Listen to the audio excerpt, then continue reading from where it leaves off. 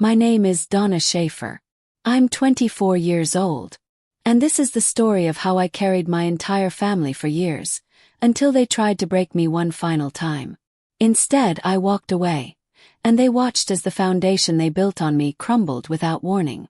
It began long before I had a name for it, before I knew what words like favoritism or emotional manipulation meant. Even as a child, I sensed it. My older brother, Trevor, was the sun in our house. I was just the satellite, quiet, obedient, orbiting in his light, never seen on my own. He was 4 years older, louder, more dramatic. I was the girl with the quiet voice and scraped notebooks full of ideas no one ever read. My earliest memories are of him being cheered on for kicking a soccer ball halfway across the backyard, while I stood by with a spelling bee ribbon in my hand, unnoticed. When I was 9, I begged my mom to let me join a weekend art class at the community center. I even filled out the form by myself and attached a watercolor painting of a bluebird I'd worked on for a week. She smiled, told me how sweet it was, and said, "Maybe next semester, honey. Trevor needs cleats for his travel team." I nodded and never asked again. That moment, the gentle dismissal, stuck with me more than the art ever did. By the time I was 14, I understood that in my family, resources were a spotlight, and that spotlight had never once turned my way. Trevor got singing lessons, private coaching, a refurbished acoustic guitar, and a room remodeled into a mini studio. Got silence. And when I dared to ask why, I was told with a sad smile, "Trevor just has the kind of potential that deserves investment." That phrase lived in my bones for years. Like I was a project not worth funding. But I adapted. I learned early how to keep my voice soft, my needs small, and my head down. I stopped asking for birthday parties. I made excuses not to invite friends over. I told myself it was okay when my room became the converted laundry nook once Trevor took over the spare. At 16, I started working at my grandparents' antique store on the edge of Milwaukee. Grandpa said, "If you're not afraid of dust, I'm not afraid of hiring you." I cleaned shelves, cataloged trinkets, and restocked postcards, all while Trevor got handed a second-hand Toyota because he needs it for gigs. Took a bus. I saved every dollar. 3 years later, while Trevor dropped out of his second college program and moved in with his girlfriend, Emily, who my mom described as the perfect girl for a future star, I quietly applied to the State University's finance program. Got in. I taped the acceptance letter to my bedroom wall. No one said anything. No cake. No hug. My dad said, "Good job. Try not to take on too much debt." I didn't. I lived at home to save money. Woke up at 5:30 every day. Studied from 8 to 2. Worked at a campus cafe until 9. Did homework till midnight. Then started again. Trevor. He got a new mic and another guitar. I never resented him, not really. I just wanted to be free. So I started a secret savings plan, what I called my Freedom Fund. Every shift at the cafe, every antique I sold, every tip, went toward one thing: not depending on them, not begging them to see me. When I graduated with honors, I was the first Schafer kid to walk that stage. My parents didn't attend. My mom said she had a hair appointment. My dad had a meeting. Trevor posted a picture of his breakfast on Instagram that day. I sat at the ceremony alone, in my borrowed gown, clutching a diploma I earned with every inch of my soul. Smiled anyway. Not because of who was watching, but because I was finally done pretending it didn't hurt. I got a job at a reputable financial firm downtown. Entry-level but full-time and with benefits. My salary wasn't huge, but it was mine. I offered to keep paying utilities at home. My mom said, "Actually, we're going to need rent too now. Trevor and Emily are in a rough patch and we're helping them out. You're working now, you can handle it." So I paid half of market rent for the apartment that used to be Trevor's college space. It was old, dusty, and full of his leftover junk. But it was my first space alone.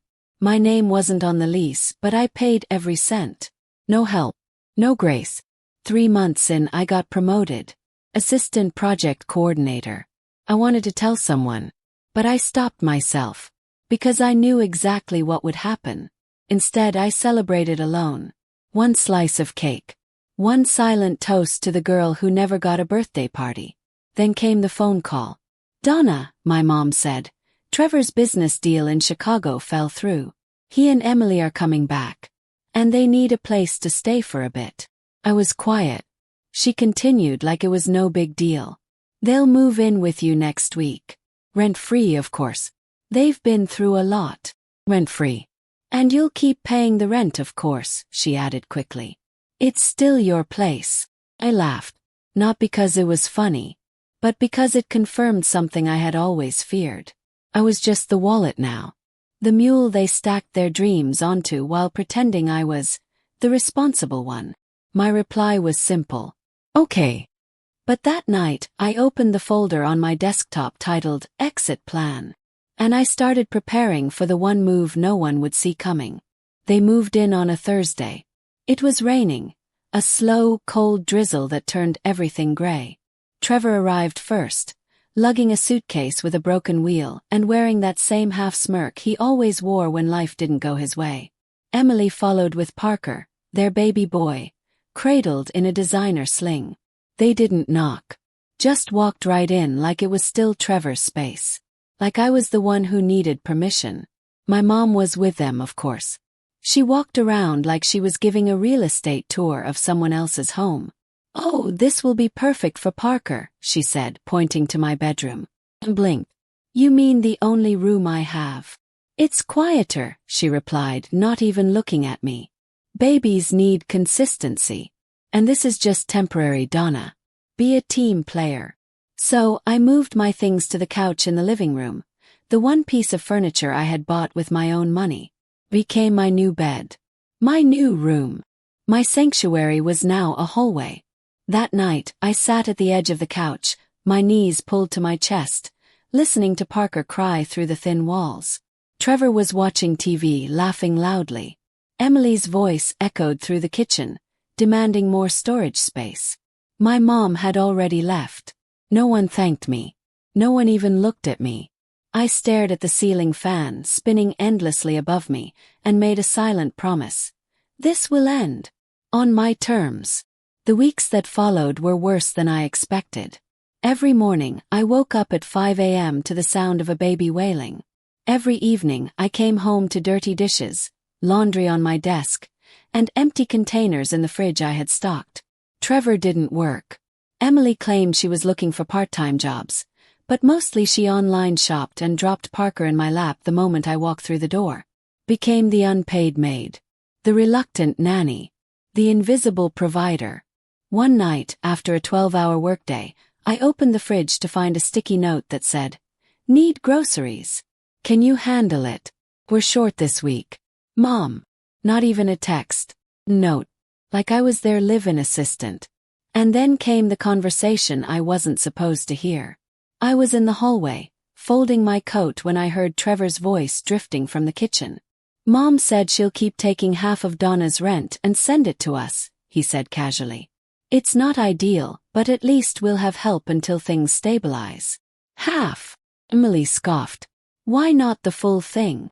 "Because she still thinks she deserves some privacy or whatever. Let her think she's contributing. She'll never say no." Froze. My blood turned to ice. They weren't just taking over my home. They were taking my money. The rent I transferred faithfully every month to my mother. Half of it was going straight to Trevor and Emily. I went to my room, my couch, and sat in the dark. Not because I couldn't afford the light, but because I needed silence to think. This wasn't a home. This was exploitation. That weekend, I called the number from a quiet apartment listing I'd bookmarked a week before. It was a one-bedroom, third-floor, older building, but close to my office and owned by a retired widow who valued quiet, respectful tenants. She liked me right away. Passed the background check. Signed the lease the next day. I didn't tell anyone. Instead, I ordered a single large suitcase from Amazon. Midnight blue. Hard shell. Quiet wheels. The symbol of my escape. I started packing piece by piece after everyone went to sleep. My books. My clothes. My documents. I left the things they gave me. Old hand-me-down furniture, a chipped desk, a cracked plate I'd been using since college. I took only what was mine. By the time Friday came, everything I cared about fit into 2 suitcases and 1 backpack.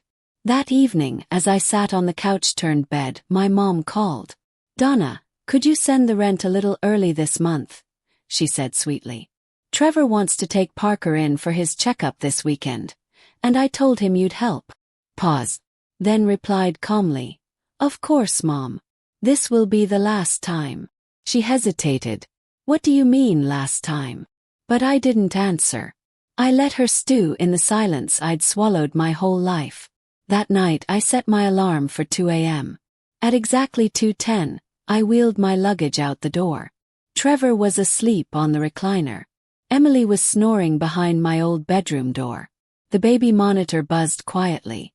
I taped a small note to the fridge. "Don't look, don't call, and don't expect another dime." Then I walked into the Milwaukee night. The sidewalk was slick with rain, but the air felt light, like I had finally stopped holding my breath after 24 years. When I arrived at my new apartment, the landlady greeted me with a warm smile. "Long night?" she asked. "No," I said, smiling for real. "The longest night is finally over." Anne packed slowly, lit a candle, sat on the floor with a mug of tea. No crying baby, no judgment, no rent collectors who shared my blood. Just peace. And for the first time in my life, silence wasn't lonely.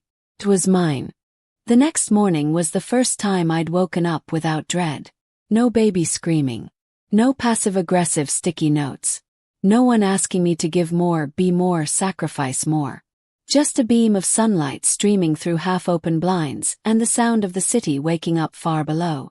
I lay still for a long time, soaking it in like someone who had lived too long in darkness and was seeing light for the first time.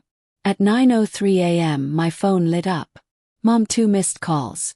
Then came the message. "Donna, just a gentle reminder, today's rent is due. Jason's planning to take Parker for a checkup, and I haven't been able to send them extra this week." I sipped my coffee, already anticipating it. This was a script she had written years ago, one I had followed blindly. Till now. I typed slowly, deliberately. "Mom, maybe you haven't realized. I moved out last week. You won't be receiving another cent. Not today, not next month, not ever." 3 dots blinked for a few seconds. Then the flood came. Message after message. Some pleading. Some furious. Some guilt-laced like poison dipped in sugar. "Donna, how could you be so cruel to your family? Your brother is going through a hard time. I only took part of your rent to help them. We share in this family. That's what love looks like." I didn't respond. Then Trevor chimed in. "So you really bailed, huh? Congrats. Hope your new bed is big enough to hold all your selfishness." That one made me laugh, not because it was funny, but because it confirmed what I'd always suspected. The only version of family they understood was the one where I carried everyone and dared not ask for anything in return. I blocked them all. Every number. Every group chat. Every thread. And just like that, the screaming part of my past was finally muted. Few weeks passed. I kept my head down, worked harder than ever, and poured myself into the only 2 things that had never betrayed me: my job and my studies. Because I wasn't just surviving anymore. I was rising. In the evenings, I attended online MBA classes, something I had dreamed of doing but never had the space or finances to fully commit to. Now, with the emotional shackles gone, I was free to explore the kind of life I wanted, one where I didn't apologize for being ambitious, for wanting more. At work, things started moving fast. I was asked to lead a new internal project, a partnership proposal with the firm's Chicago office. It was a chance to prove myself in front of regional leadership. And I was ready. During our first strategy call, I met Logan. Head of strategy. Precise. Confident but not arrogant. He listened more than he spoke, and when he did speak, everyone paid attention. I didn't notice him like a girl notices a man in some cheap rom-com. It wasn't butterflies or sparks. It was something slower, steadier. Respect. Curiosity. And later something even rarer, peace. After a few meetings, he emailed me a book suggestion, something I had mentioned in passing. Then a week later, we shared a quiet lunch at a small cafe near the office during my first visit to Chicago. There were no games, no posturing, just two people who had both walked through fire, now sitting quietly in the ashes, planting something new. He didn't ask much about my past, but when I told him some of it, just enough to give him context, he nodded and said simply, "Some people have to leave in order to really live." Those words stayed with me for days. 'Cause they were true. I hadn't just moved out of an apartment. I had moved out of a prison, out of an identity they had forced on me, the helper, the silent one, the wallet. And every day I was creating a new version of Donna, one who paid rent to herself first, one who didn't confuse self-sacrifice with love, one who had finally started choosing peace over obligation. Meanwhile, back home, the universe had begun its quiet revenge. I didn't seek it. I didn't need it. But it came anyway. My grandma, the one person who had ever really seen me, began calling just to chat. She told me the stories gently, like she was dropping puzzle pieces in my lap and letting me arrange them however I wanted. Trevor and Emily were now fighting daily. The credit cards were maxed. Parker's preschool tuition had bounced twice. Emily was threatening to move back in with her parents.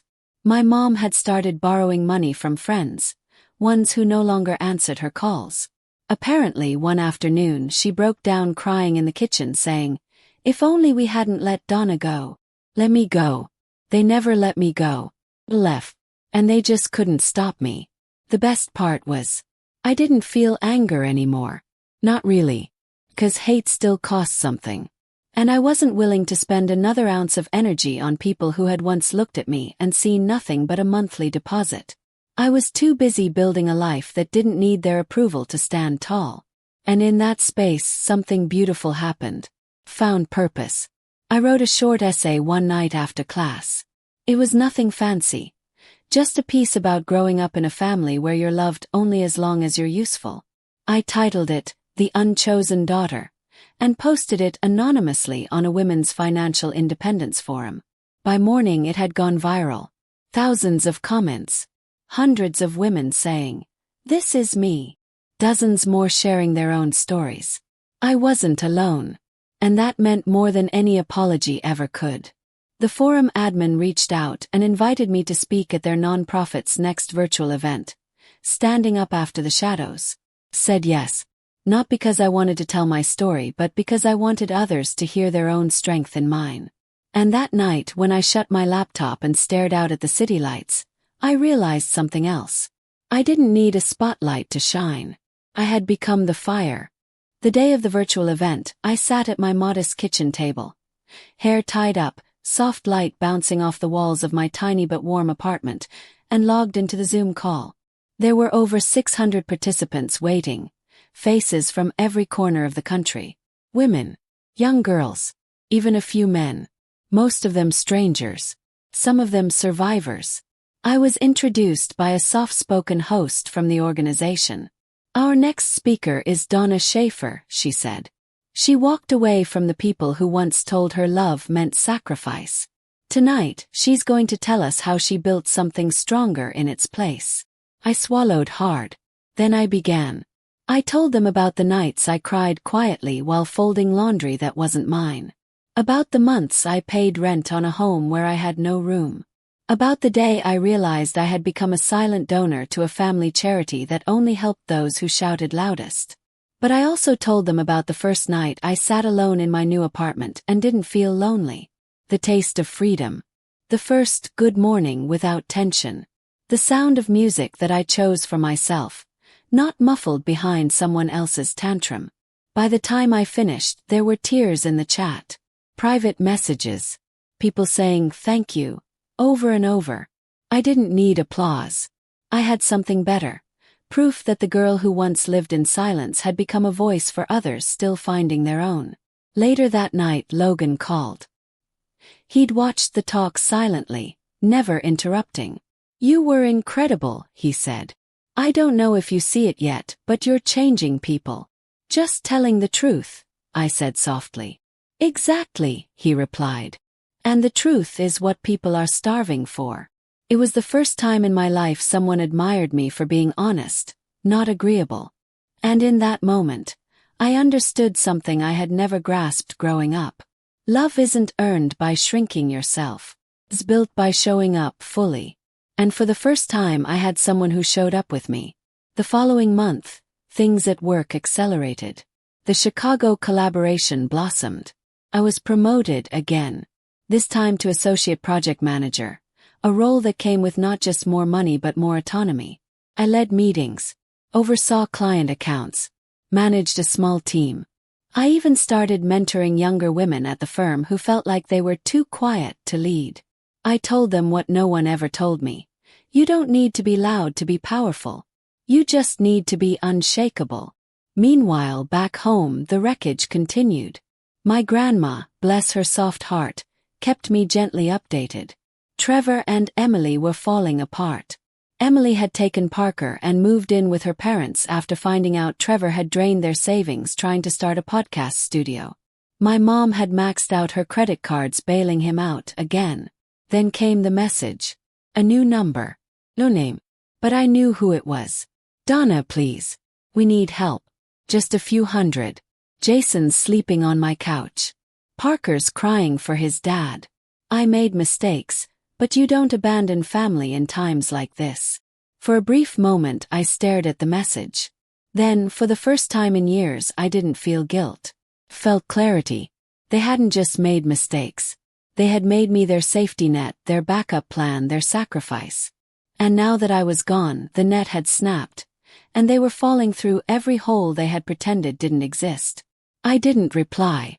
Not out of revenge, but because they weren't mine to fix anymore.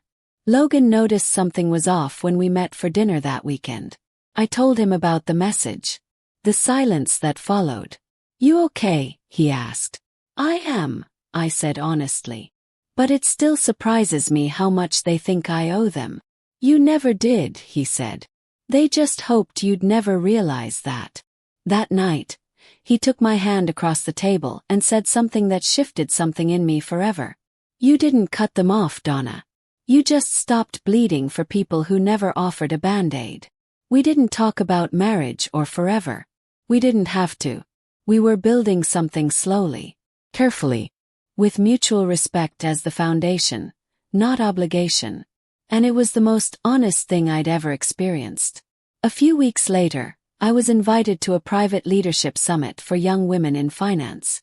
The theme: From Burnout to Boundaries. When I got on stage, I wore a soft blue blazer my grandma had mailed me with a handwritten note.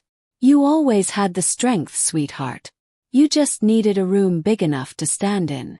I read it before I walked out. And for the first time in my life I spoke not as someone who escaped, but as someone who rebuilt. I told them that freedom isn't the moment you leave, it's the moment you realize you deserve to. And I ended my speech with the sentence that had become the cornerstone of everything I'd learned. Love that comes with conditions isn't love. It's control dressed up in guilt. The crowd rose in a standing ovation. But I didn't cry. I didn't need to. Because I had already shed every tear I ever owed them. 3 months passed.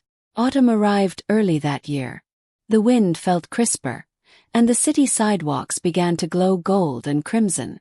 I loved walking home from work during that season. Hot tea in hand, my favorite playlist in my ears, and no one waiting to demand my time or my silence. I hadn't heard from my family since the last text. Not a single message from Mom. Nothing from Trevor. And it was perfect. But the silence didn't last forever. It never does when people believe you owe them something. It was a Saturday morning when I saw the email, sent to my work address of all places.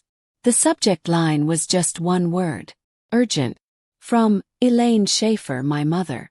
Pause. My stomach twisted, but I didn't feel fear. Just a quiet, wary curiosity. Opened it. Anna. I'm only reaching out because I don't know where else to turn. Trevor is in trouble. Serious trouble. The bank is threatening to seize the last property we have under our name. Emily filed for divorce last week. And now Trevor's completely alone. Parker barely asks for him anymore. We tried everything. Begged friends. Even relatives. No one is answering. You're the only one in the family who's doing well. I know we made mistakes. But please, if you ever loved us at all, help. There it was. The last card they had left to play. Emotional ransom. They had tried guilt, shame, obligation, manipulation. Now they were trying nostalgia. And pity. I stared at the screen for a long time, then closed the email without replying. But I didn't delete it. Not yet. That night I visited my grandma. I hadn't been to her house in months. She lived in the same old place. Crooked shutters, warm kitchen, always smelled like lavender and old newspapers. The moment I walked in, she knew something was wrong. I handed her my phone and let her read the email. She didn't rush. She didn't speak until she was done. Then she looked at me and said, "Baby girl, there's a difference between love and leverage. Don't mistake one for the other. You've done your part. They just never expected you'd stop." Tears welled in my eyes. I nodded. She wrapped her frail hands around mine. You don't owe anyone a return to the fire just because they refuse to put it out. After I left her house, I sat in my car for nearly 20 minutes, engine off, staring at the quiet street. Then I pulled out my phone, went to my notes app and wrote something down. A message to myself. You are not the villain for walking away from people who refuse to see your worth unless it served them. Then I opened my laptop and typed out a response to my mom's email. Hey Mom, I'm sorry Trevor is struggling, and I hope he finds the help he needs. But I am not that help anymore. I tried being the good daughter, the reliable one, the silent supporter. And you all used that role until I had nothing left. This isn't about punishment. It's about survival. And I choose me now. Please do not contact me again. I wish you well. But I am done. Donna. I hit send. And for the first time in my life, it didn't feel like rebellion. Felt like relief. A few days later, I got word from my grandma that my mom had read the email and crumpled it up before storming out of the room. No reply. No apology. Just rage that her favorite puppet had finally cut the strings. Let her be angry. I had better things to focus on. Work was going better than ever. I had started leading inter-office trainings for young women professionals navigating toxic environments. I created a mentorship circle. We met every Thursday. I called it No More Martyrs. Each session, I heard echoes of my past in other women's stories.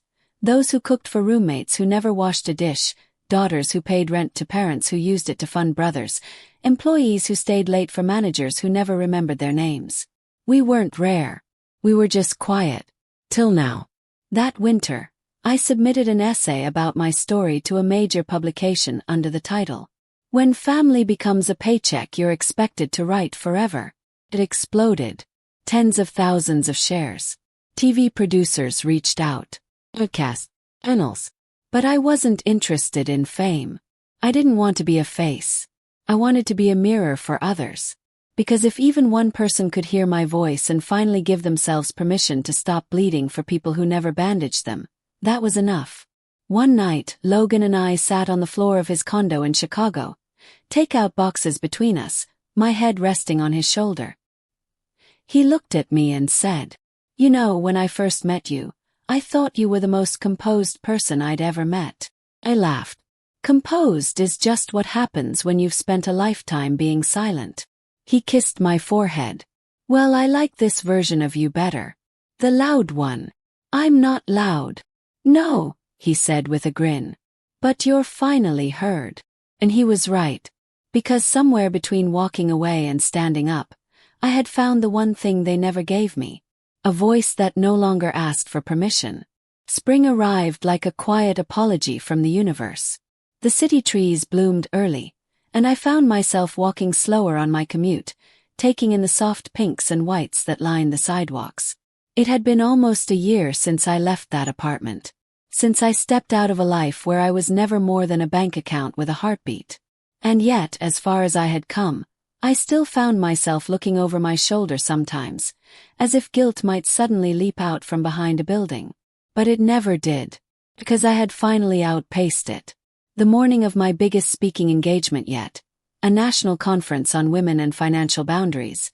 I woke up to an email that nearly made me drop my coffee. Subject: panelist background check. Family contact. Sender: event security coordinator. It was a routine verification process, but they included a list of names who had attempted to contact the event organizers claiming to be related to me. At the top of that list, Donna Schafer, followed by Trevor Schafer. They had called in saying they had concerns about my mental health and wanted to ensure I wasn't misrepresenting their family for attention. It would have been funny if it hadn't been so pathetic. This was their last weapon, trying to sabotage my credibility because they could no longer control the narrative. I sent a simple reply back to the event team. Confirmed. These individuals are estranged family members. I have no relationship with them and no pending legal or medical issues. Please ensure they are blocked from any access to event personnel or audience spaces. Then I blocked their numbers again, new ones they'd used, and called my grandma. She sighed deeply on the other end of the line. "Your mama's falling apart, Donna," she said quietly. She thought the whole world would stay on her side if she cried loud enough. But even the neighbors have stopped listening. "I don't want revenge," I said softly. "I know, baby," Grandma said. "But sometimes consequences look like karma. And you don't have to lift a finger for it to land right where it belongs." That night, I stepped onto the stage of the conference ballroom. Hundreds of women, journalists, students, executives, survivors. The theme of my keynote: boundaries aren't betrayal, rewriting the rules of family loyalty. I began by telling them a story, not of anger or pain, but of awakening. I wasn't the daughter they wanted. I was the daughter they used, I said. And the day I left wasn't the day I stopped loving them. It was the day I stopped allowing love to mean sacrifice without consent. The room was silent. The good kind. The kind that says, "We hear you and we've been waiting to hear someone say it first." I ended with something I hadn't even planned to say. It just came out like it had been living in my throat for years. Forgiveness isn't going back. Sometimes it's just walking forward without dragging their baggage anymore. Afterward, a line formed. Women hugged me, cried, thanked me for saying what they hadn't dared to say out loud. I don't owe my family my entire life just because they gave me one. Later, in my hotel room, I found a small envelope under the door. No return address. Just my name in familiar handwriting. Inside, one single photograph. Me, age 6, sitting on the floor at a birthday party. Balloons in the corner. Cake half eaten. Trevor opening my presents in the background. On the back, in ink now faded. To Donna. Sorry I never let you blow out the candles. I thought he'd always shine brighter. Grandma. I cried for an hour. Not because I was sad, but because I was finally grieving the childhood I never got to claim. A childhood where I thought invisibility was love, and obedience meant safety. That weekend, Logan drove us to Vermont to meet his mother. I hesitated. "Are you sure?" asked, my old fear creeping in. "What if she doesn't?" He took my hand. "She doesn't need you to be anyone but you." And she didn't. She hugged me tightly, gave me a seat at the table, asked real questions and waited for the answers. Not once did I feel like I was earning my presence. I slept in a guest room that smelled like lilacs and honey. And for the first time I understood what it meant to be loved without transaction. A few weeks later, I got word that Trevor had declared personal bankruptcy. Emily had filed for full custody of Parker and won. My mom had started a GoFundMe titled, "Helping a Son Start Over After Unfair Setbacks." It had raised $40.17 in 2 weeks. When I saw it, I felt nothing. Not pride. Not vengeance. Not victory. Just confirmation. That the cycle breaks the moment you walk away from the roles they never asked if you wanted. And I had walked so far, I could no longer see the place where I once begged for scraps. 'Cause now I had built a home. A real one. Inside myself. The first snowfall came early that year. I was sitting by the window of my apartment, the same one I'd chosen, paid for, and filled with nothing but peace, watching the flakes drift quietly through the night sky. It wasn't just snow I was watching. It was the life I had built, not from luck or love or even support, but from clarity. From choosing myself when no one else would. From drawing a line in the sand and refusing to move it for anyone's comfort. That winter I finished my MBA. Top of my class. I had once started that degree just to prove to myself I could. I finished it with honors and an offer to join the executive development track at my firm. A place that once saw me as a quiet assistant now saw me as a future leader. And I didn't feel like I had to become someone else to earn it.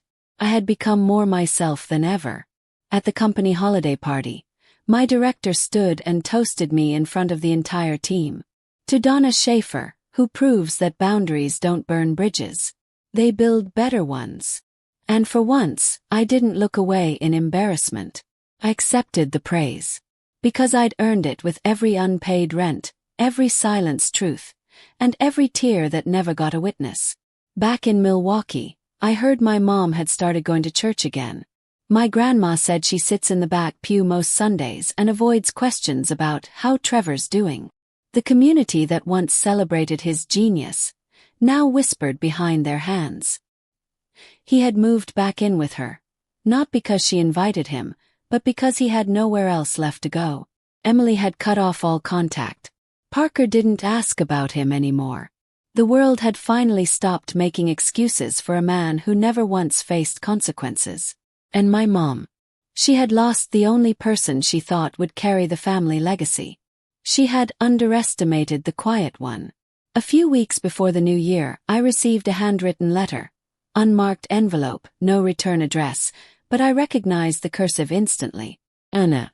I don't know what I'm even asking for anymore. Maybe peace. Maybe understanding. But mostly, I wanted you to know that I think I finally see it now. What I did. What I didn't do. I thought love was giving everything to the one who shined the brightest. I didn't realize the real light was coming from the one who never stopped holding the pieces together. Sorry. I know that may not mean anything now. But I wanted you to hear it, even if I don't deserve to say it. Love. I didn't reply. Because forgiveness doesn't always come in letters sent back. Sometimes it just comes in letting the letter sit quietly in a drawer. Not burning it, not framing it. Just letting it be what it is. A chapter that no longer needs a response. Logan and I spent New Year's Eve at his place. We didn't go out. No crowds. No fanfare.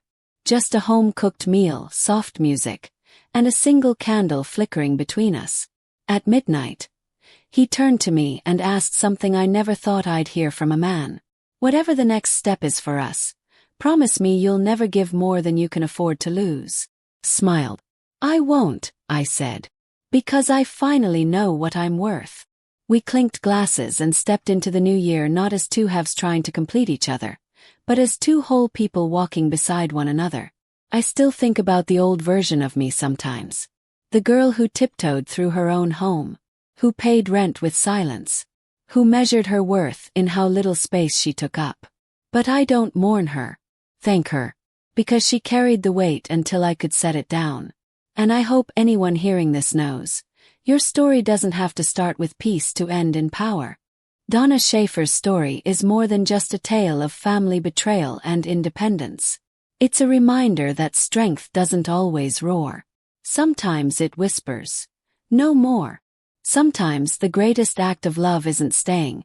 It's walking away before you're completely broken. If you've ever been the one who gave everything and got nothing in return, remember you are not selfish for saving yourself. And if Donna could rewrite her story, so can you. What did you think of Donna's decision? Was she right to walk away? Or do you think family should always come first, no matter the cost? Let us know in the comments below. And don't forget to subscribe for more powerful real-life stories like this one.